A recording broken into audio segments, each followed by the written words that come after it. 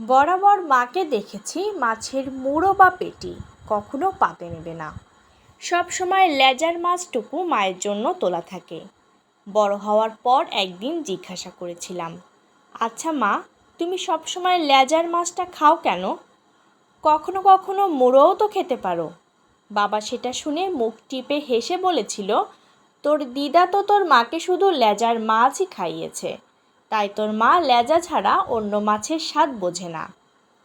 আমি বলেছিলাম, লেজার মাছে তো প্রচুর কাঁটা, ভালো লাগে তোমার?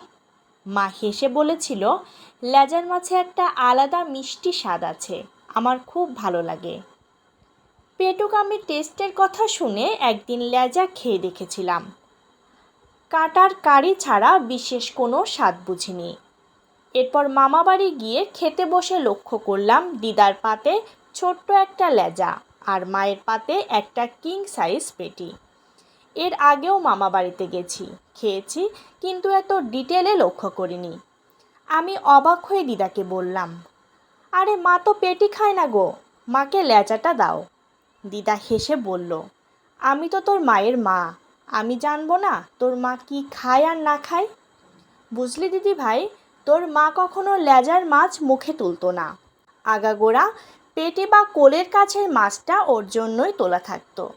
জানি এখন ওর লেজেই অভ্যেস হয়ে গেছে, তবুও মায়ের কাছে দুদিন একটু ভালো মন্দ খাক। আমি অবাক হয়ে তাকিয়েছিলাম মায়ের দিকে। দেখলাম মা কিন্তু পুরো পেটিটা খেলো না, শুধুমাত্র একটা টুকরো ভেঙে নিল।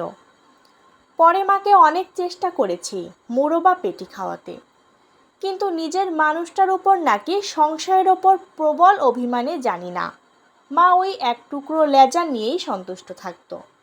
তারপর সময় গড়িয়েছে, বিয়ে করেছি, সন্তানের মা হয়েছি।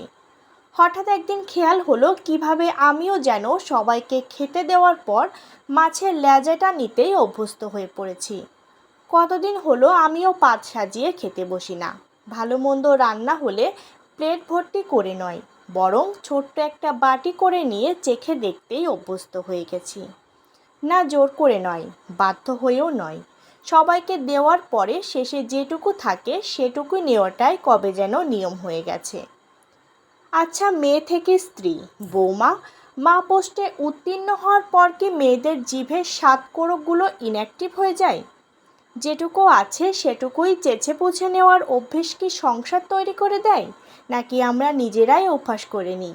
কে জানে।